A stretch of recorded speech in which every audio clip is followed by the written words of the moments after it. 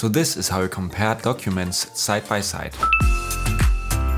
So here I have two documents, this one and this one. And just in my case, one of them is RGB and one of them is CMYK. And therefore I would like to compare the colors side by side to see how big the difference is. And for this I would like a side by side comparison.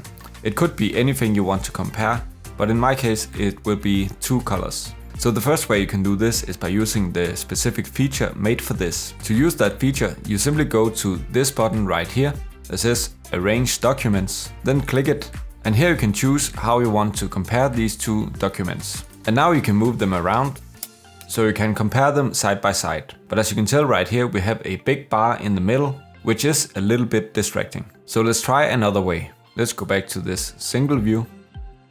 So the way I prefer to compare documents, especially if I need to compare colors, is to simply go to one of these documents right here, click it and drag it out like this. Now we can make the window a little bit larger and move it as we like. And here you can tell that the bar is much smaller, which makes it easier to compare the colors. So this was just a quick little tip. Now you can watch this next video that YouTube recommends for you.